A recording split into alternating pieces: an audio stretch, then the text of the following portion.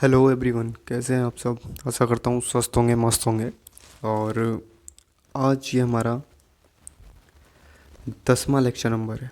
ठीक है, आज जो हमारी क्लास है पीवाईक्यू सीरीज़ की, वो ये हमारी 10th क्लास है। आज की हमारी 10वीं क्लास है। आशा करता हूँ कि आपने जो 9 पिछली क्लासेस हैं वो देखी होगी, आप इंजॉय कर रहे होंगे, चीज़ें आपको समझ में आ रही होगी। ठीक है। अच्छा, एक चीज़ और, कल मैंने जो आपको पढ़ाया था गंगा नदी के बारे में, जब मैं आपको पढ़ा रहा था तो मैंने आपको बताया था कि गंगा नदी जब बांग्लादेश में एंटर करती है, कहाँ, बांग्लादेश में जब ये एंटर करती है तो इसका जो नाम होता है ना, इसका नाम जो होता है वो पद्मा होता है। कल मैंने आपको गलती से जमुना इसको बता दिया था, है ना। तो ये जमुना नहीं होता, इसका नाम होता है पद्मा। जमुना जो नाम होता है वो होता है ब्रह्मपुत्र का, है ना, ब्रह्मपुत्र का। ठीक है, चलो, ये अपना यूट्यूब चैनल है। ठीक है, लाइक करना है, शेयर करना है, सब्सक्राइब करना है, जिससे टाइम टू टाइम आपको चीज़ें मिलती रहें। चलिए आज शुरू करते हैं to the very first question. What is the main function of meristematic tissue. विभज्योतक जो ऊतक है का मुख्य कार्य क्या है। तो देखो, पहले हमने सेल्स पढ़ी थी, हमने पिछली जो कक्षाएं थी हमारी, हमने सेल मतलब कोशिका के बारे में जाना था, है ना। तो कोशिकाओं से ही मिलकर बनते हैं हमारे ऊतक। क्या बनते हैं? ऊतक, टिश्यू। आज मैं इनके बारे में बात करूँगा। ठीक है, एक बार मैं आपको पूरा समझा देता हूँ चीज़ें कैसे वर्क करती हैं। देखो, हमारा होता क्या है, हमारी सेल्स होती हैं। क्या होती हैं? सेल्स मतलब कोशिकाएं। एक मिनट, मैंने आगे शायद लगा रखा है इसको ना। चलो पूरा मैं समझा देता हूँ आपको एक बार। ठीक है, ये देखो, ये जो है हमारी सेल्स होती हैं। सेल्स मिलकर, एक जैसी जो सेल्स होती हैं वो मिलकर बनाती हैं टिश्यू, और एक जैसे टिश्यू मिलकर बनाते हैं अंग। अंग मतलब कैसे? जैसे हमारा फॉर एग्जांपल आप बोल सकते हैं कि फेफड़े, है ना, हृदय मतलब हार्ट, है ना, यकृत, ये हमारे क्या हैं? ये हमारे अंग हैं। अच्छा, अंग प्रणाली क्या होती है? अंग प्रणाली वो होती है जो एक पूरे एक चीज़ का कार्य करती है। जैसे जैसे हमारा पाचन तंत्र है, ये देखो पाचन तंत्र का वो बना हुआ है ना। फॉर एग्जांपल के लिए मैं यहाँ लिख देता हूँ, जैसे पाचन तंत्र, ये हमारी क्या है? अंग प्रणाली है। हमारा श्वसन तंत्र, ठीक है, हमारा रक्त परिसंचरण तंत्र, कौन सा? रक्त परिसंचरण तंत्र, ये हमारे क्या है? ये अंग प्रणाली है। एक जैसे अंग मिलकर क्या बनाते हैं? अंग मतलब जो और अंग है, अंग मिलकर क्या बनाते हैं? अंग प्रणाली। और जब हमारी अंग प्रणाली बन जाती है तब हमारा बनता है जीव। क्या बनता है? जीव। अब चाहे वो ह्यूमन हो सकता है, मनुष्य हो सकता है, ठीक है, वो डॉग मतलब कुत्ता हो सकता है, ठीक है, पेड़ हो सकते हैं हमारे, है ना, पेड़ों में भी यही होता है। हमारे जानवर हो सकते हैं दूसरी तरह के, ह्यूमन मतलब मनुष्य हो सकते हैं, कुछ भी हो सकता है। तो मतलब सेल सेल मिलकर बनाएगा क्या? ऊतक। ऊतक मिलकर बनाएंगे अंग, अंग मिलकर बनाएंगे अंग प्रणाली, और अंग प्रणाली के बाद हमारा बन जाएगा जीव। अब मैं बात करता हूँ ऊतक के बारे में। ठीक है, ऊतक जो है जिसको आज हमें टॉपिक को पढ़ना है, उससे पहले आपको दो चीज़ें पता होना चाहिए। जैसे मैंने सेल वाले टॉपिक में आपको पढ़ाया था, यूनिसेलुलर मतलब एक कोशीय, क्या? एक कोशिकीय। जो हमारे एक कोशिकीय जीव होते हैं, ठीक है, एक कोशिकीय मतलब यूनी सेलुलर। ठीक है, एक कोशिका का मतलब क्या? जिसमें एक कोशिका होती है। एक कोशिका किन किन में होती है? जैसे अमीबा हो गया आपका, ठीक है, स्पेलिंग गलत हो गई, ये देखो अमीबा हो गया, पैरनकाइमा हो गया आपका, ठीक है। इन सब में क्या होता है? इनमें एक ही तरह की जो होती है सेल होती है। जब इनमें एक तरह की सेल होती है तो इनमें जो टिश्यू होते हैं वो नहीं बनते हैं, मतलब एक ही सेल होती है। इनका मतलब खाने का काम, ठीक है, इनका ब्लड सर्कुलेशन का काम, इनका श्वसन का काम, जो भी चीज़ें इनका होंगी वो एक ही सेल करेगी। दूसरे हमारे होते हैं मल्टी सेलर, ठीक है, कौन से? मल्टी सेलुलर मतलब बहुकोशीय। बहुकोशीय में क्या होंगी?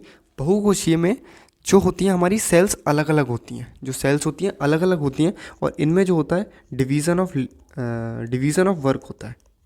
डिवीज़न ऑफ वर्क, ये क्या है? मतलब देखो इनमें क्या, जैसे बहुकोशीय में क्या आ जाएगा आपका? मनुष्य हो जाएगा। जैसे हमें मान लो हमारा श्वसन लेने के लिए अलग हमारा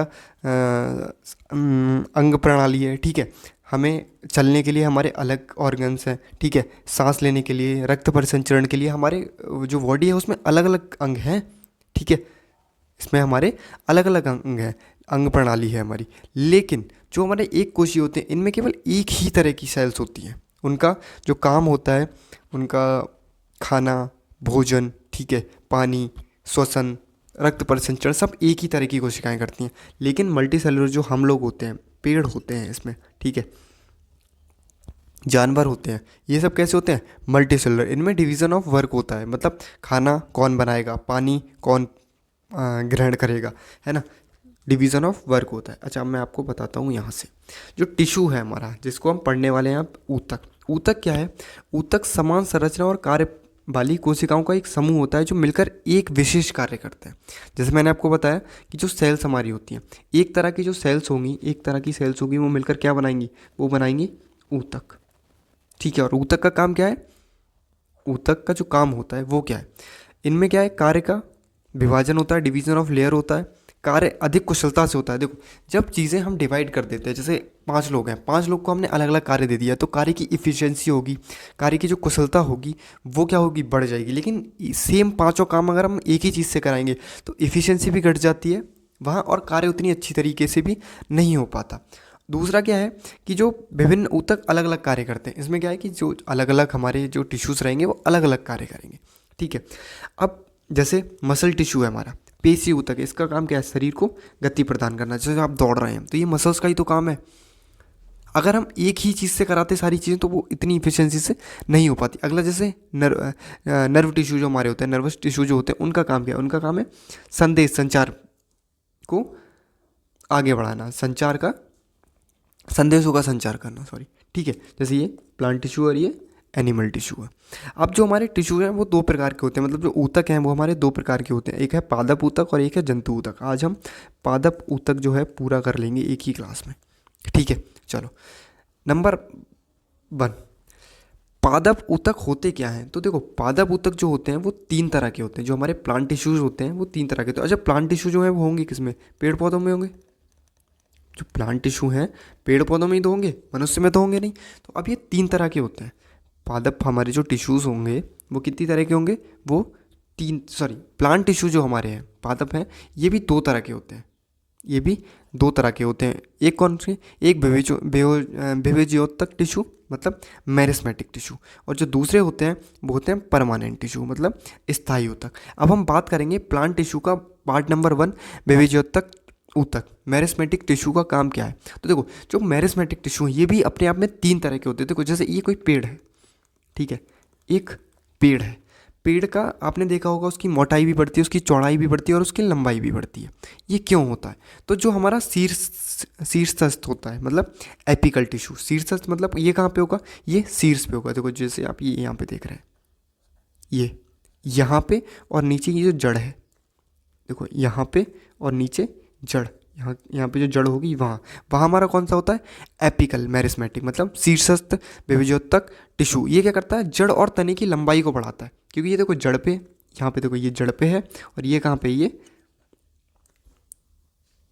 शीर्ष पर, मतलब जड़ पर है और ये शीर्ष पर है। तो ये क्या करेगा? इसकी लंबाई को बढ़ाएगा। दूसरा है इंटरकैलरी मेरिस्मेटिक, अंतर्वर्ती विभेज्योतक टिश्यू। इसका काम क्या है? Found in notes. ये कहाँ पाया जाता है? ये नोट्स में आपको मिलेगा। कहाँ मिलेगा? ये आपको नोट्स में मिलेगा। और हेल्प इन रैपिड ग्रोथ, ये कहाँ मिलेगा? पत्तियों के आधार, जो पत्तियों का आपका आधार, ये यहाँ पे, इसको मैं ब्लू से कर देता हूँ। देखो, ये जो जहाँ जहाँ मैं ब्लू लगा रहा हूँ, ये यहाँ पे, ये यहाँ पे, और ये यहाँ पे, ये सब क्या है? ये है अंतर्वर्ती विभेज्योतक टिश्यू। ये क्या करता है? ये जो पत्तियों के आधार पर पाया जाता है, और इसका जो काम है पौधों में शीघ्र वृद्धि करना। देखो, इनका तीनों का जो काम है वो है पौधों की वृद्धि करना, लेकिन अलग अलग जगह से वृद्धि करना, ठीक है।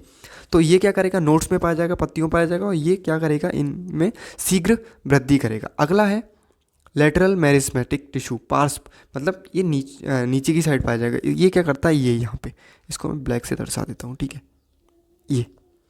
ये जो आप यहाँ पे देख रहे हैं, ये क्या करेगा? इसका जो काम है, ये तने की मोटाई को बढ़ाएगा, ठीक है। अब हमने 3 पढ़े।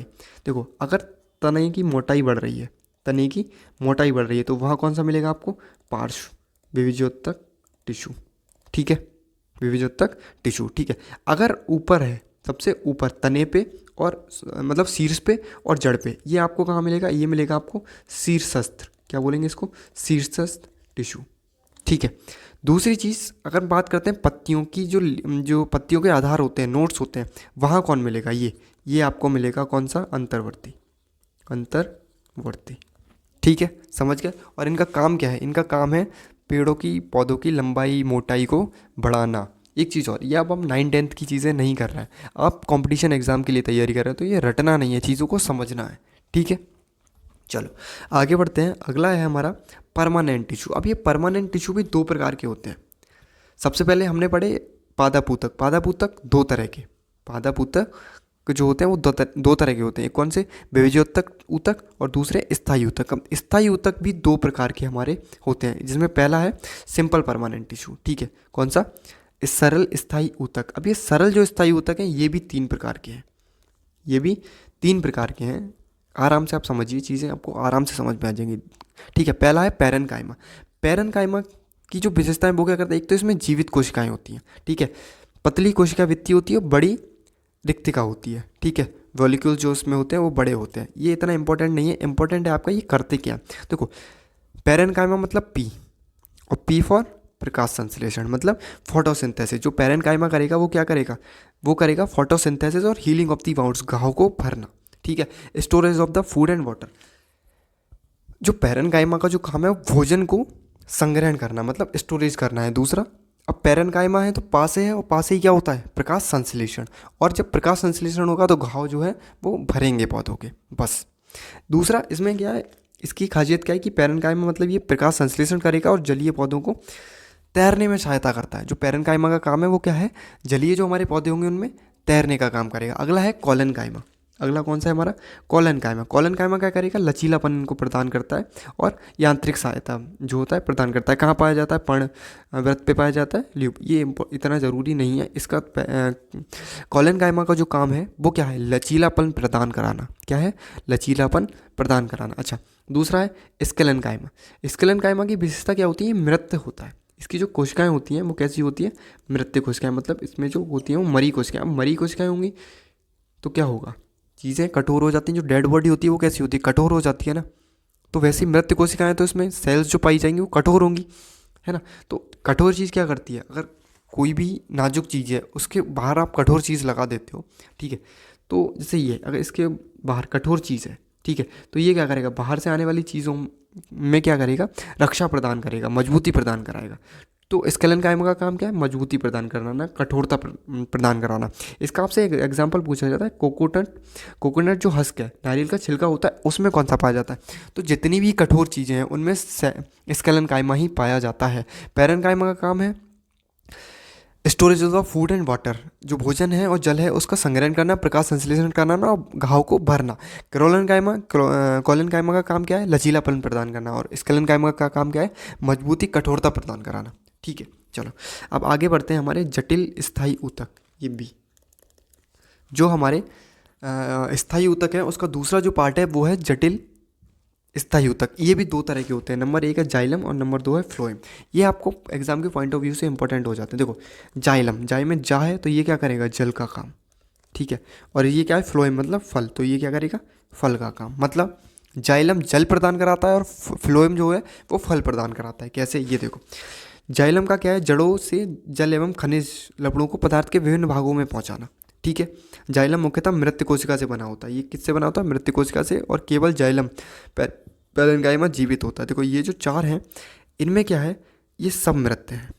इनमें क्या है, ये सब मृत हैं, केवल जीवित कौन सा, ये जाइलम पैरेनकाइमा। ये इंपॉर्टेंट नहीं है, ये डीप चीज़ें हैं। कभी कभी एग्जाम जब टफ बनता है तो यहाँ से क्वेश्चन लिया जाता है। बाकी केवल आपसे क्वेश्चन ये बनता है कि जाइलम का काम क्या है। तो जाइलम का जो काम है वो है जल प्रदान कराना, जल एवं जो जल है, जल एवं खनिज लवण, ठीक है। और इसका काम क्या है, फल, फल मतलब भोजन। इसका काम क्या है, फल मतलब भोजन प्रदान कराना, ठीक है। फ्लोएम क्या है, पत्तियों द्वारा निर्मित भोजन को पौधों के सभी भागों में पहुंचाता है। फ्लोएम मुख्यतः जीवित कोशिकाओं से बना होता है और इसमें केवल एक मृत्यु होती है, वो कौन सी होती है, ये फ्लोएम फाइबर। बाकी ये सब जीवित होती है, इसमें वाइपर होती है। अब इसमें एक चीज़ और पूछी जाती है कि जो हमारा जल प्रदान करता है, मतलब जाइलम, जाइलम क्या कराता है, जल प्रदान करता है, फ्लोएम मतलब फल प्रदान कराता है, ठीक है। तो इनमें क्या होता है, जैसे जल है तो जल हम नीचे ही तो डालते हैं, तो ये क्या होती है कि इसमें केवल वन वे चीज़ें जाती हैं, मतलब वन वे मतलब केवल वन वे फ्लो होता है कि कौन सा फ्लो होता है इसमें, one way flow, one way flow मतलब इसमें केवल चीज़ें, जो जाइलम है वो केवल चीज़ें नीचे से ऊपर की तरफ जाती हैं, क्या करती हैं, नीचे से ऊपर की तरफ, ठीक है। लेकिन फ्लोएम है, जो जो फ्लोएम है वो क्या कराता है, इसमें two way two way flow होता है, मतलब चीज़ें नीचे से ऊपर भी जाएंगी और ऊपर से नीचे भी जाएंगी, नीचे से ऊपर और ऊपर से नीचे। जो हमारा जो भोजन है वो ऊपर से नीचे भी जाएगा और नीचे से ऊपर भी आएगा, टू वे इसमें फ्लो होता है, ठीक है। जाइलम में केवल वन वे फ्लो होता है और जो हमारा फ्लोएम है उसमें टू वे फ्लो होता है, ठीक है, समझ गए। अब हम करते हैं क्वेश्चन। ये देखो, पहला क्वेश्चन ये है, विभेजक ऊतक का मुख्य कार्य क्या है, भोजन का परिवहन, ट्रांसपोर्टेशन ऑफ द फूड, नहीं, ये कौन करता है, ट्रांसपोर्टेशन ऑफ द फूड ये कौन करता है, ये करता है हमारा जाइलम, ठीक है। अच्छा, दूसरा है ट्रांसपोर्टेशन ऑफ द वाटर, जल का, तो ये कौन करता है, सॉरी, जो ट्रांसपोर्टेशन ऑफ द फूड है ये करता है फ्लोएम, और ये कौन करता है, ये करता है जाइलम।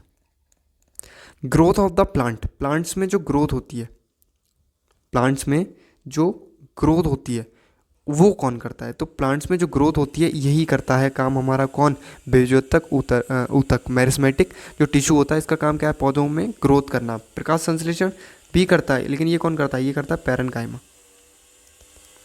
कौन करता है, पैरेन्काइमा। अगला देखो, अगला है पौधों में जल का परिवहन कौन करता है, तो जल कौन ले जाएगा, जाइलम, जल कौन ले जाएगा, जाइलम। फ्लोएम क्या करेगा, फल, फल मतलब भोजन, ठीक है। पैरेन्काइमा, पैरेन्काइमा और क्लोनकाइमा, इनका काम क्या होता है, देखो पैरेन्काइमा प्रकाश संश्लेषण, प्रकाश संश्लेषण, ठीक है, और क्लोनकाइमा इसका काम क्या है, लचीलापन प्रदान करना, लचीलापन प्रदान कराना। अच्छा, आगे बढ़ते हैं। अगला क्वेश्चन है, पौधों को लचीलापन कौन प्रदान कराता है, तो ये क्लोनकाइमा, ठीक है। ये क्या करता है, इसमें डेड सेल होती है, ये मजबूती प्रदान कराता है, डेड सेल इसमें होती है और ये क्या करता है, मजबूती, मजबूती ये प्रदान कराता है। चलो अगला है, what is the name of the Brahmaputra river in Tibet, Tibet में ब्रह्मपुत्र नदी को किस नाम से जाना जाता है, ठीक है। अब मैं आपका पूरा ब्रह्मपुत्र रिवर सिस्टम जो है वो मैं आपको पूरा पढ़ाता हूँ, क्या, ब्रह्मपुत्र रिवर सिस्टम, इसको मैं आपको पूरा पढ़ाता हूँ, ब्रह्मपुत्र नदी तंत्र है वो उसको पूरा पढ़ाता हूँ। ये देखो, ये है, ये चाइना के पास से निकलती है तिब्बत में, और ये कहाँ कहाँ जाती है, सबसे पहले तो ये जो हमारी ब्रह्मपुत्र रिवर है ये निकलती कहाँ से है, तो ये जो निकलती है वो निकलती है चेम युंग डुंग, जो ग्लेशियर है वहाँ से निकलती है, कौन सी, चेम यंग डुंग हिमनद, हिमनद। अच्छा, इसका दूसरा जो नाम है वो क्या है, इसी का जो दूसरा नाम है वो, इसका नाम क्या है, तो इसको बोलते हैं अंगासी हिमनद, या अंगासी हिमनद भी आप बोल सकते हैं, अंगासी हिमनद, ठीक है। दूसरी चीज़, ये कहाँ से निकलती है, तो ये जो निकलती है वो निकलती है कैलाश, जो हमारी रेंज है, कैलाश रेंज, कैलाश रेंज में जो मानसरोवर, मानसरोवर जो झील है उसके पास से, ठीक है। जब ये आगे बढ़ती है, ये जो आपको आगे बढ़ती हुई दिख रही होगी ये, ठीक है, इसको तिब्बत में क्या कहते हैं, तिब्बत जो जगह है तिब्बत में इसको क्या बोलते हैं, तो तिब्बत में इसको बोला जाता है टी सांगपो, क्या बोला जाता है इसको, तिब्बत में टी सांगपो के नाम से इसको जाना जाता है, ठीक है। जब ये आगे बढ़ती है और नामचा वरवा के पास, यहाँ पे नामचा वरवा के पास ये जो जगह कौन सी है, ये है आपका नामचा वरवा, क्या, नामचा वरवा, नामचा वरवा के पास अरुणाचल प्रदेश में प्रवेश करती है, कहाँ, अरुणाचल में, अरुणाचल, ठीक है। अरुणाचल में जब ये प्रवेश करती है तो अरुणाचल में जब ये प्रवेश करती है तो इसका नाम क्या होता है? तो इसको इसको हम बोलते हैं दिबांग। दिबांग बोलते हैं, या फिर इसका जो नाम है वो दिनांग, सॉरी दिबांग नहीं, दिनांग, दिनांग या सिनांग के नाम से इसको जाना जाता है। जब ये अरुणाचल में बहती है तब इसको दो सहायक नदियाँ मिलती हैं। कौन कौन सी सहायक नदियाँ मिलती हैं? उनका नाम है दिबांग। दिबांग, मैं इंग्लिश में ही लिख देता हूँ, ठीक है। क्या नाम है? दिबांग। आगे एक नदी इसको और मिलती है, उसका नाम क्या है? उसका नाम है दिसांग। क्या नाम है? दिसांग, ठीक है। उसके बाद ये जो है ये असम में प्रवेश कर जाती है, और जब ये असम में जब ये प्रवेश करती है तो देखो इसका नाम क्या पड़ जाता है? ब्रह्मपुत्रा। क्या नाम पड़ जाता है? ब्रह्मपुत्रा, ठीक है। चलो, अब इसमें इसकी कुछ और सहायक नदियाँ हैं, है ना। जैसे जैसे आगे आप बढ़ते हो तो यहाँ पे आप मिल जाती है धनश्री, ठीक है। यहाँ पे यहाँ वाले रीजन से यहाँ मिलेगी आपको बराक, ठीक है। इसकी कुछ और ट्रिब्यूटरीज हैं, और ट्रिब्यूटरीज को मैं यहाँ पे दर्शा देता हूँ इस वाले पेन से, ठीक है। जैसे यहाँ से एक मिलती है जिसको बोलते हैं मानस, ठीक है। आगे मिलती है कामेंग, ठीक है। फिर यहाँ पे और जो नदी हैं वो मिलती हैं रैदक, ठीक है। और नदी यहाँ पे है तीस्ता। ये क्या है? ये इसकी सहायक नदियाँ हैं। ये क्या है? सहायक नदियाँ। दूसरी चीज़, इसकी जो टोटल लंबाई है वो कितनी है? वो है 2900 किलोमीटर, ठीक है। लेकिन भारत में जो इसकी लंबाई है वो है 914 किलोमीटर, सॉरी 916 किलोमीटर। कितनी है? 916 किलोमीटर। अच्छा, असम में ही क्या होता है? असम में, मैं यहाँ की बात यहाँ लिख देता हूँ, असम। असम में ही ये रिवर जो है वो मंजुली आइलैंड करके आइलैंड को बनाती है। कौन सी? मंजुली आइलैंड। ये क्या है? इसके बारे में विशेषता क्या है? ये है विश्व का सबसे बड़ा आइलैंड है ये। कहाँ? नदी पर बना हुआ, ठीक है। ब्रह्मपुत्र के बारे में आप सारी चीज़ें समझ गए होंगे। देखो, जब ये आगे बढ़ती है, जब ये आगे यहाँ से बढ़ती है तो ये बांग्लादेश में प्रवेश करती है। जब ये बांग्लादेश में प्रवेश करती है तो इसका नाम पड़ता है पद्मा, ठीक है। और यहाँ से जो रिवर आती है, जो गंगा गंगा सॉरी एक मिनट, यहाँ से जब ये बांग्लादेश में गिरती है तब इसका नाम पड़ता है जमुना। और वहाँ से ये जो हमारी रिवर आ रही है गंगा, गंगा जो रिवर है, गंगा रिवर जब बांग्लादेश में जाती है तब इसका नाम पड़ता है क्या? पद्मा। और ये पद्मा और जमुना और ये जो बराक यहाँ से आ रही है ना, यहाँ से ये मिलके क्या बना देती हैं? इनका नाम पड़ जाता है मेघना। क्या पड़ जाता है? मेघना, ठीक है। चलो आगे बढ़ते हैं। देखो, ब्रह्मपुत्र के बारे में सारी चीज़ें दी हैं। अंगासी हिमनद, है ना, से निकलती है असम का। इसको शोक क्यों कहा जाता है? क्योंकि बार बार इसमें बाढ़ आ जाती है। अरुणाचल प्रदेश में प्रवेश करती है, कहाँ? नामचा परवा के पास, है ना। गंगा ब्रह्मपुत्र मिलकर मेघना नदी बना देती हैं। विश्व का सबसे बड़ा जो द्वीप है मंजुली द्वीप, ये कहाँ है? असम में है, ब्रह्मपुत्र नदी पर बनता है, ठीक है। इसकी सहायक नदियाँ लोहित, दिबांग, धनसिरी, कापिल, ठीक है, कौपिल और सुवनसिरी, मानस, कामेंग, संकोस, ये सब क्या हैं? इसकी नदियाँ हैं। इसके नाम तो देखो, तिब्बत में इसको क्या बोला जाता है? योरलुंग सांगपो, ठीक है। अरुणाचल प्रदेश में इसको दिहांग या सियांग इसको बोलते हैं। असम में इसको ब्रह्मपुत्र बोलते हैं, बांग्लादेश में इसको जमुना बोलते हैं, ठीक है। चलो, अब पहला क्वेश्चन करते हैं। तिब्बत में ब्रह्मपुत्र को किस नाम से जाना जाता है? तो इसको किस नाम से जाना जाता है? सांगपो, सांगपो के नाम से इसको जाना जाता है। मेघना जब जमुना और पद्मा मिलती हैं तब ये बनता है दिहांग। ये क्या है? दिहांग क्या है? तो दिहांग जो है इसको बोला जाता है कहाँ? अरुणाचल में। अरुणाचल में किसको बोलते हैं हम? ब्रह्मपुत्रा को ही बोलते हैं, ठीक है। जमुना, ये क्या है? जमुना कब बोलते हैं? ये इसको बांग्लादेश में बोलते हैं, बांग्लादेश में इसको बोलते हैं। चलो अगला क्वेश्चन है, ब्रह्मपुत्र नदी में स्थित सबसे बड़ा नदी द्वीप कौन सा है? तो वो कौन सा है? मंजुली द्वीप। ये कहाँ है? ये असम में है, ठीक है। अच्छा, इसके साथ ही कुछ अन्य द्वीप भी यहाँ पे दिए गए हैं। जैसे बात करी गई है यहाँ पे द्वीप आइलैंड, मतलब द्वीप आइलैंड, ये कहाँ पड़ता है? तो ये देखो, जैसे तो आपने सुना होगा दादरा एंड जो नगर हवेली वाला रीजन है ना, दादरा और नगर हवेली। नगर हवेली में और जो दमन और द्वीप जो पड़ता है ना, दमन एवं द्वीप, ये वही वाला द्वीप है। लेकिन इसकी जो एग्जैक्ट लोकेशन है वो कहाँ मिलेगी आपको, वो मिलेगी गुजरात के काठियावाड़ डिस्ट्रिक्ट में, है ना, काठियावाड़ में, ठीक है।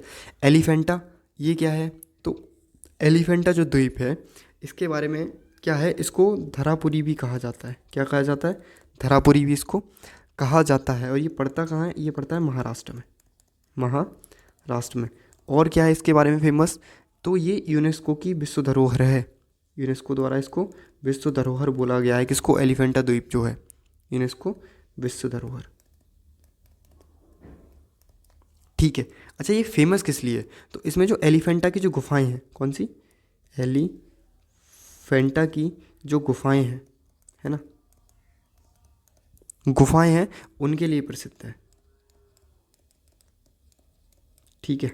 चलो अगला है सालसेट द्वीप, ये कहाँ है, तो ये भी महाराष्ट्र में ही पड़ता है। कहाँ पड़ता है, महाराष्ट्र में ही पड़ता है। और इसमें एक चीज़ और है, जो संजय गांधी हमारा जो नेशनल पार्क है, कौन सा, संजय गांधी, संजय गांधी राष्ट्रीय जो उद्यान है वो यहीं पड़ता है। चलो ऑल आर क्लियर, चलो आगे बढ़ते हैं। अगला है right to life and personal liberty is guaranteed under, जीवन और व्यक्तिगत स्वतंत्रता का अधिकार किस अनुच्छेद में है, किस अनुच्छेद में है। तो मैंने कल आपको आर्टिकल नंबर 12 से लेके आर्टिकल नंबर 18 तक पूरे कंप्लीट करा दिए थे। आज हम करेंगे 19 से लेके 22 तक, ठीक है। तो आर्टिकल 19 से जो 22 तक हैं इसको हम बोलते हैं right to freedom.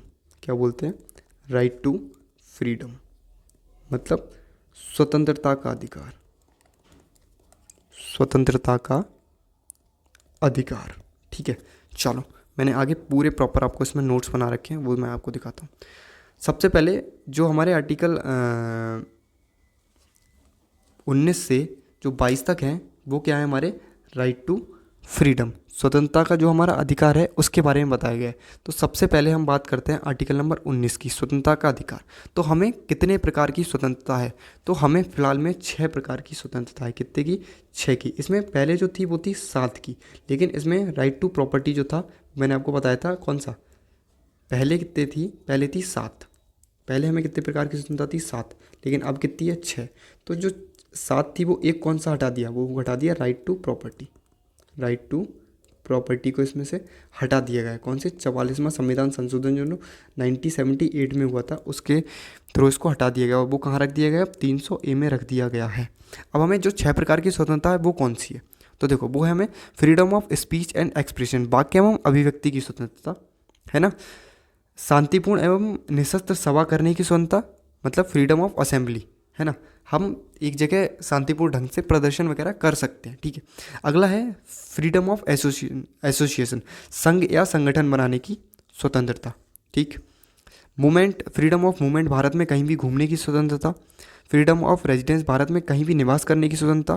Freedom of profession, कोई भी व्यवसाय, व्यापार या पेशा करने की स्वतंत्रता। अब देखो, अब हमें ये आर्टिकल नंबर 90 में 6 प्रकार की स्वतंत्रता मिली तो हैं, लेकिन इसका मतलब ये नहीं है कि हम इन चीज़ों का उल्लंघन करेंगे। उल्लंघन कैसे होता है कि हमें वाक्य एवं अभिव्यक्ति की स्वतंत्रता तो है, freedom of speech and expression की स्वतंत्रता तो है, लेकिन इसका मतलब ये नहीं कि हम कुछ भी बोलते जाएंगे। हमें बोलने की स्वतंत्रता है, लेकिन इसका मतलब ये नहीं है कि हमें कुछ भी बोलने की स्वतंत्रता है। हमें शांतिपूर्ण निशस्त्र सभा करने की स्वतंत्रता है, लेकिन इसका मतलब ये नहीं कि वहाँ ये जो स्वतंत्रता है जो हम विद्रोह रूप ले लेगी। जैसे अभी जो आप देख रहे होगे कॉकरोच जनता पार्टी, CJP का जो प्रोटेस्ट चल रहा था, है ना, CJP का जो प्रोटेस्ट चल रहा था कहाँ पे, जंतर मंतर पे, है ना, जंतर मंतर पे जो प्रोटेस्ट चल रहा था वो एक शांतिपूर्ण प्रदर्शन था, लेकिन बाद में न्यूज़ चैनल द्वारा या गृह मंत्रालय द्वारा उसको ये चीज़ें बताई गई कि उसने उग्र रूप ले लिया, और उग्र रूप लेने के बाद ही उस पर लाठीचार्ज करी गई थी, ठीक है। तो जब आप चीज़ें गलत तरीके से उसको उपयोग करते हैं तो फिर वो चीज़ें हमारी निरस्त हो जाती हैं, फिर सरकार उनको अपने तरीके से डील करती है, ठीक है। ये है, तो इसको याद करने की ट्रिक है, क्या है इसको याद करने की ट्रिक है, हम करते हैं साम रो से याद। क्या, साम रो। एस मतलब फ्रीडम ऑफ स्पीच, ए मतलब फ्रीडम ऑफ असेंबली, ए मतलब फ्रीडम ऑफ एसोसिएशन, एम मतलब फ्रीडम ऑफ मूवमेंट, और आर मतलब फ्रीडम ऑफ रेजिडेंस, और ओ मतलब फ्रीडम ऑफ ऑक्यूपेशन मतलब प्रोफेशन, ठीक है। ये हमें 6 प्रकार की स्वतंत्रताएं आर्टिकल नंबर 90 देता है। चलो आगे बढ़ते हैं। आगे है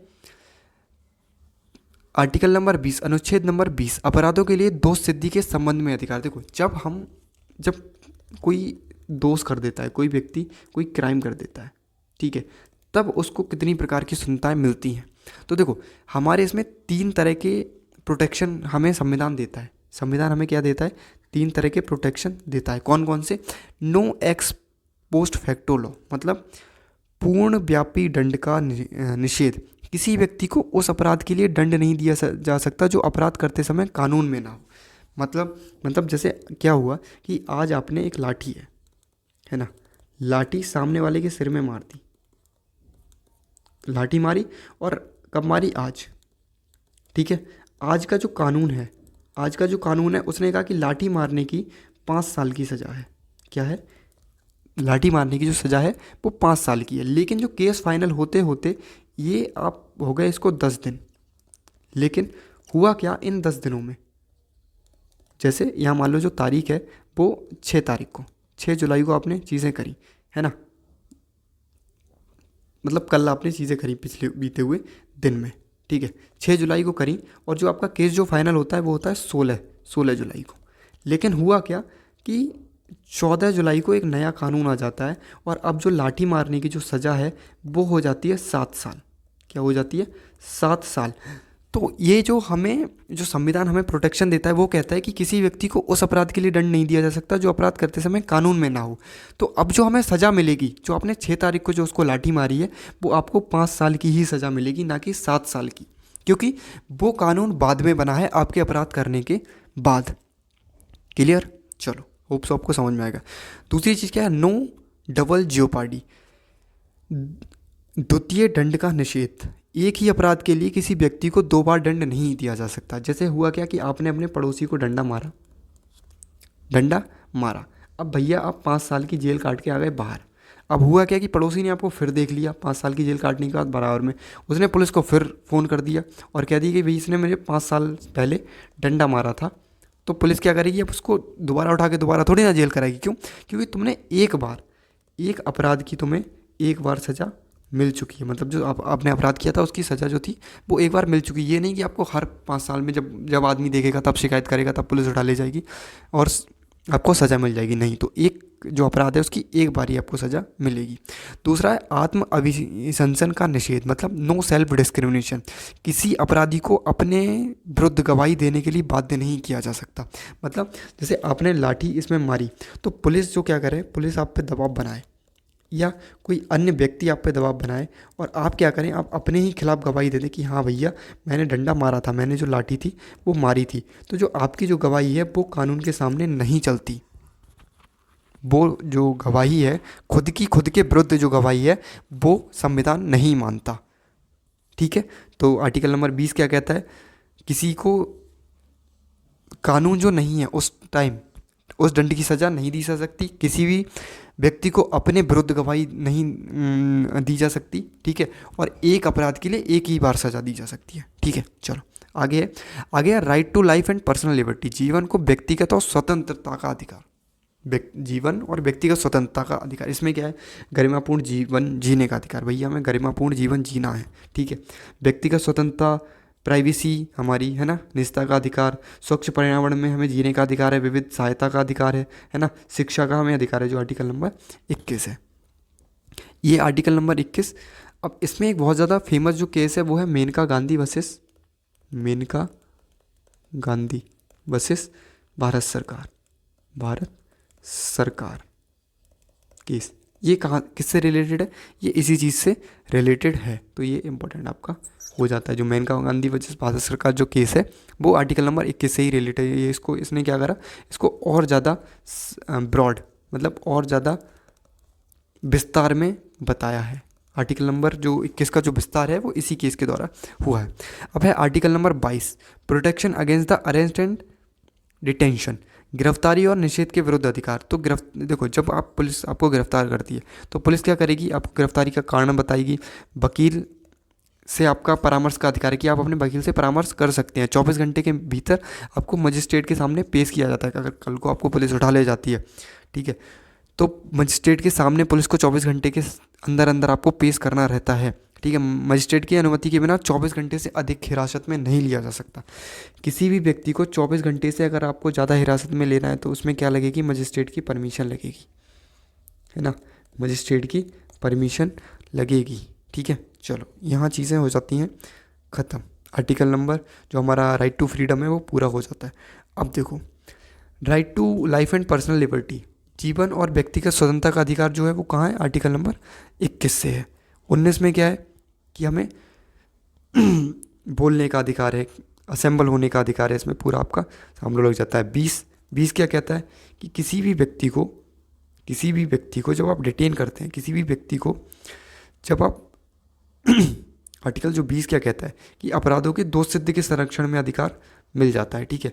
ऐसे ही आर्टिकल नंबर 20 कि जब आपको, आर्टिकल नंबर 22 क्या कहता है कि जब आपको पुलिस उठा ले जाती है तो क्या करता है, गिरफ्तारी और निषेध के विरुद्ध जो अधिकार मिलते हैं वो हमें इसी में मिलते हैं। अच्छा, अगला क्या है, no person shall be punished twice for a same offence, किसी भी व्यक्ति को एक ही अपराध के लिए 2 बार दंडित नहीं किया जा सकता। ये क्या है, ये एक्स पोस्ट फैक्टो लॉ है? नहीं, ये क्या है, डबल जियोपार्टी। डबल मतलब द्वितीय दंड का निषेध। आत्म मतलब स्वयं के प्रति गवाही देना, इसको रोकना। एक्स फैक्टो लॉ क्या है कि जब आपने दोष किया है और उस समय अगर कानून नहीं है तो आपको उस दोष के लिए सज़ा नहीं दी जा सकती, ठीक है। अगला है, कानूनी मामलों पर केंद्र सरकार को सलाह कौन देता है? तो चीफ जस्टिस ऑफ इंडिया देगा? नहीं। सॉलिसिटर जनरल ऑफ इंडिया देगा? नहीं। वित्त मंत्री देगा? नहीं। ये कौन देगा? Attorney general of India, Bharat के महान्यायवादी। अब भारत के महान्यायवादी के बारे में आपको कुछ चीज़ें बताता हूँ, ठीक है। भारत के जो महान्यायवादी हैं, भारत के महान्यायवादी ये होते कौन हैं, ये जो हैं वो कौन होते हैं? तो आर्टिकल में इनका जो अनुच्छेद है वो है अनुच्छेद नंबर 76। कौन सा है? अनुच्छेद नंबर 76। और इनकी जो नियुक्ति है वो कौन करता है? वो करते हैं हमारे महामहिम राष्ट्रपति जी, ठीक है। कौन करते हैं? महामहिम राष्ट्रपति जी करते हैं। अच्छा, इनकी क्वालिफिकेशन क्या है? कि इनको कब नियुक्त किया जाएगा? तो सबसे पहले तो ये भारत के नागरिक होने चाहिए। क्या होने चाहिए? भारत के नागरिक, ठीक है। नंबर 1, ये तो मैंडेटरी है ही। दूसरा क्या है, अगर इन्हें हमें भारत का महान्यायवादी बनाना है तो या तो ये, अब देखो यहाँ उच्च न्यायालय मतलब जो हाई कोर्ट है, जो हमारा हाई कोर्ट है उसमें कम से कम 5 साल ऐसा जज उन्होंने काम किया हो, या जो हमारा हाई कोर्ट है, जो हमारा उच्च न्यायालय है, वहाँ 10 साल एज अ वकील काम किया हो, एडवोकेट, ठीक है। या जो हमारा सर्वोच्च न्यायालय है, मतलब सर्वोच्च न्यायालय के जो भी जज के लिए जो क्राइटेरिया होता है, सर्वोच्च न्यायालय में जो भी हम जज को चुनने का जो भी हमारा क्राइटेरिया होता है, तो सुप्रीम कोर्ट के जज बनने के लिए इनमें क्या हो, क्वालिफिकेशन इनकी होनी चाहिए, ठीक है। क्वालिफिकेशन इनकी होनी चाहिए। या सबसे बड़ी चीज़ आती है यहाँ पे, राष्ट्रपति की नज़र में, है ना, डिस्टिंग्विश ज्यूरिडिक्शन इनको होना चाहिए।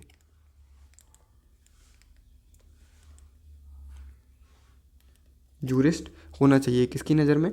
राष्ट्रपति की नज़र में भैया ये होने चाहिए। क्या राष्ट्रपति की नज़र में इन्हें होना चाहिए? प्रतिष्ठित विद्वता, है ना, तब ये बन सकते हैं भारत के महान्यायवादी। दूसरी चीज़, जो हमारे फर्स्ट थे, मतलब जो पहले थे, उनका नाम क्या था पूछा जाता है, तो उनका नाम था MC स्टेटलवर्थ, ठीक है। और जो अभी हैं नाउ करंट के जो हैं वो कौन है? वो है हमारे R वेनका तारा मनी। कौन है? वेनका तारा मनी। और ये कब अपॉइंट हुए थे? ये हमारे हुए थे 1 अक्टूबर को, 1 अक्टूबर 2025 को, ठीक है। इनका काम क्या है? तो देखो इनका काम क्या है, केंद्र सरकार को कानूनी सलाह देना। क्या काम है इनका? केंद्र सरकार को सलाह देना। कैसी? कानूनी सलाह, ठीक है। केंद्र सरकार का प्रतिनिधित्व करना कहाँ पे? सुप्रीम कोर्ट में। कहाँ? सुप्रीम कोर्ट में या फिर किसी भी कोर्ट में जहाँ केंद्र सरकार को ज़रूरत है वहाँ ये क्या करेंगे, उनका प्रतिनिधित्व करेंगे। संसद में एक चीज़ और है, संसद में ये भाग ले सकते हैं, संसद की जो कार्यवाही है वहाँ भाग ले सकते हैं, लेकिन वहाँ ये मतदान नहीं कर सकते, मतलब वोट नहीं डाल सकते। मतदान जैसे आपके जो MPs जो होते हैं वो क्या करते हैं, वो भाग भी लेते हैं और मतदान भी करते हैं, लेकिन जो हमारे महान्यायवादी हैं वो भाग तो ले सकते हैं लेकिन वहाँ मतदान नहीं कर सकते। अच्छा, इनका कोई टाइम पीरियड होता है क्या कि इनकी जो ऑफिस है वो कब तक रहेगी? नहीं, तो इनका कोई फिक्स टेन्योर नहीं होता, कोई no fix tenure, no fix tenure. जब तक राष्ट्रपति चाहें, राष्ट्रपति के मन के ऊपर, मन के ऊपर ऐसे समझ लो कि जब तक राष्ट्रपति चाहेंगे तब तक ये अपनी सेवाएं देंगे। ठीक है, चलो अगला है who come to court of Jahangir as the ambassador of the King James one.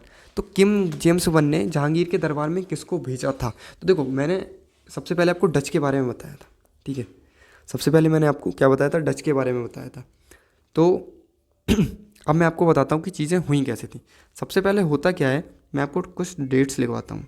1599, ठीक है, उसके बाद 1600, उसके बाद 1608, उसके बाद 1611 और उसके बाद 1613। ठीक है, ये ज़रूरी है। ये क्या है? ये जो डेट्स हैं वो क्या है? ज़रूरी हैं। और एक और बचती है यहाँ पे 1615। अब इनका काम क्या है? देखो, सबसे पहले होता क्या है कि 1599 में जो ईस्ट इंडिया कंपनी है, कौन सी? ईस्ट इंडिया कंपनी, ये बन जाती है। क्या होती है? ये बन जाती है। जो ईस्ट इंडिया कंपनी है वो पहले ही बन चुकी होती है। 1600 में क्या होता है? इनको मिल जाता है लाइसेंस। लाइसेंस मतलब कहाँ से? रॉयल चार्टर, जिसको हम बोलते हैं रॉयल चार्टर। और ये रॉयल जो चार्टर है वो देता कौन है ना? जो रॉयल चार्टर है वो देता कौन है? तो एलिजाबेथ जो हैं वहाँ की जो महारानी है, कौन सी? एलिजाबेथ फर्स्ट, इनको दे देती है। किसको? ईस्ट इंडिया कंपनी को, कि भैया तुम ही ट्रेड करोगे। क्या करोगे? कि ईस्ट इंडिया कंपनी को दे देती है कि तुम ही ट्रेड करोगे उनकी तरफ से, मतलब मोनोपोली यहाँ पे हो जाती है। अच्छा, 1608 में क्या होता है? 1608 में आते हैं हमारे विलियम, है ना, विलियम हॉकिंस, विलियम हॉकिंस। ठीक है, ये जो विलियम हॉकिंस हैं, विलियम हॉकिंस हैं, ये आते हैं। और ये कहाँ आते हैं? ये आते हैं जहांगीर के कोर्ट में सबसे पहली बार, जहांगीर के कोर्ट में। और इनको कौन भेजता है? इनको भेजते हैं हमारे किंग्स जेम्स। किसको भेजते हैं? विलियम हॉकिंस को। लेकिन जहांगीर के कोर्ट में तो आते हैं, लेकिन इनको जो भारत से जो इन्हें चाहिए था, भारत से जो इन्हें परमिशन चाहिए थी वो नहीं मिलती। जो मोनोपोली की जो परमिशन है वो नहीं मिलती, परमिशन डिनाइड। ठीक है, वो परमिशन नहीं मिलती। उसके बाद होता क्या है? 1611 में इनकी फर्स्ट फैक्ट्री लगती है, फर्स्ट फैक्ट्री। लेकिन वो कैसी लगती है? टेम्पररी तौर पर लगती है। वो कहाँ लगती है? मसूलीपट्टनम में। मसूलीपट्टनम में इनकी पहली फैक्ट्री लगती है, लेकिन वो जो फैक्ट्री होती है वो टेम्पररी होती है। ठीक है, अभी क्योंकि यहाँ पे डच भी, जो हमारे डच हैं वो भी व्यापार कर रहे हैं, ये जो अंग्रेज़ है वो भी आ गए हैं, यहाँ पे कोई मोनोपोली नहीं आई है। अच्छा, 1613 में क्या होता है? इनकी जो फर्स्ट फैक्ट्री लगती है वो लगती है सूरत में। कहाँ? सूरत में लगती है। और ये जो होती है वो होती है परमानेंट फैक्ट्री। ठीक है, परमानेंट फैक्ट्री कहाँ लगती है? सूरत में। अब होता क्या है कि 1615 में क्या होता है कि थॉमस रो जो हमारे हैं, कौन से? थॉमस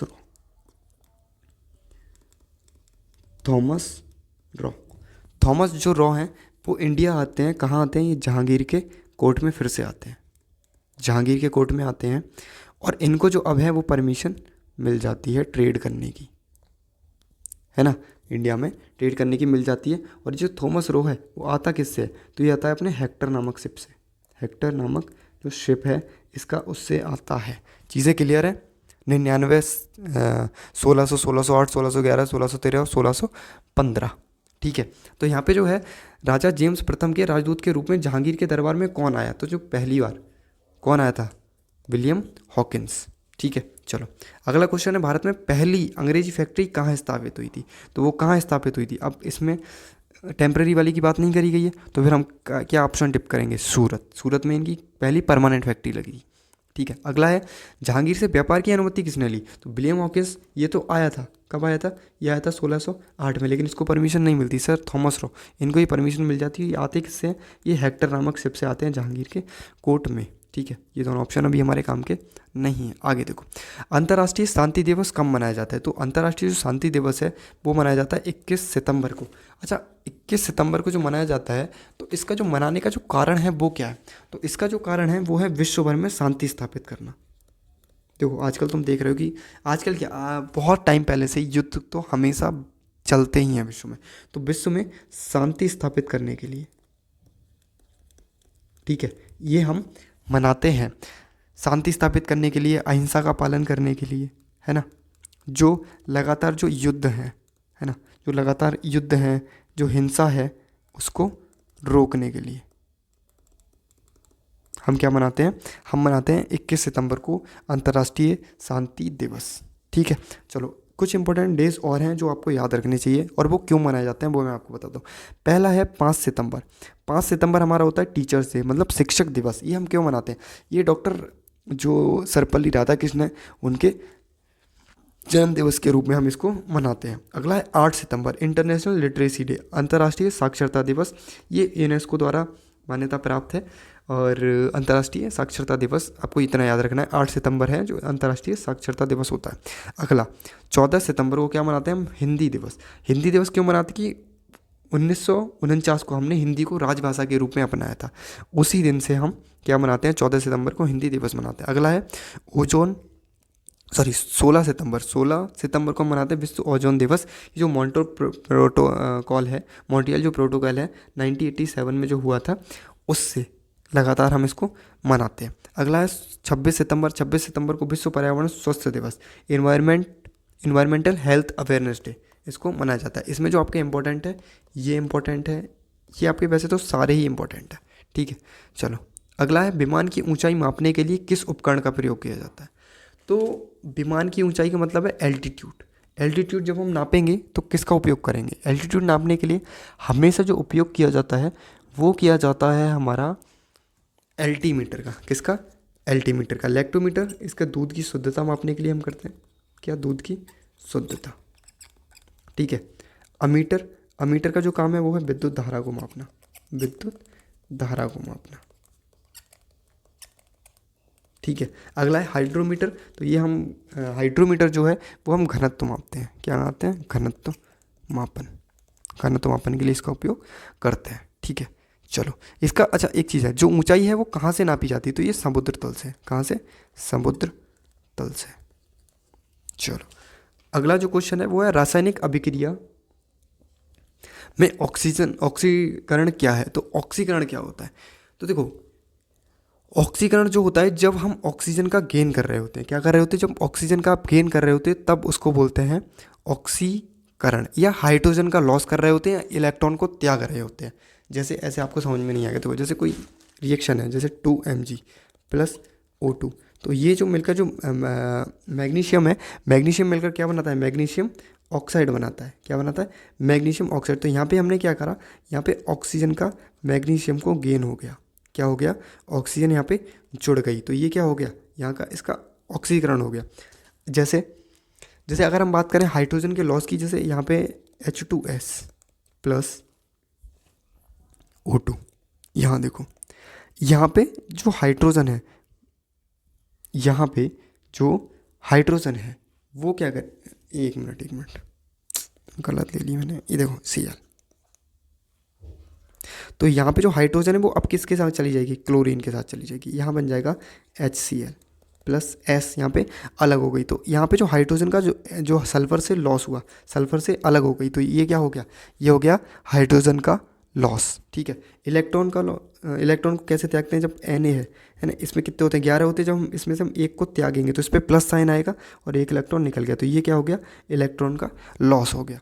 अब बात करते हैं अपचयन। अपचयन में क्या होता है, ऑक्सीजन, इसमें उल्टा होता है। इसमें क्या होगा, ऑक्सीजन का लॉस होगा, हाइड्रोजन का गेन होगा और इलेक्ट्रॉन हम इसमें ग्रहण करेंगे। जैसे जैसे CuO प्लस H2 ये है, तो इसमें कॉपर अलग हो जाएगी और यहाँ क्या बन जाएगा, पानी। यहाँ पे देखो जो ऑक्सीजन थी वो क्या हो गई, कॉपर से अलग हो गई और यहाँ पे इसने क्या बना लिया, हाइड्रोजन के साथ पानी बना लिया। तो ये इसमें क्या हुआ, ऑक्सीजन का लॉस हुआ। ठीक है, अगर हम बात करें दूसरे एग्जाम्पल की, जैसे यहाँ पे N2 प्लस 3H2 ये है। अब यहाँ पे क्या बन जाएगा, ये बन जाएगा NH3।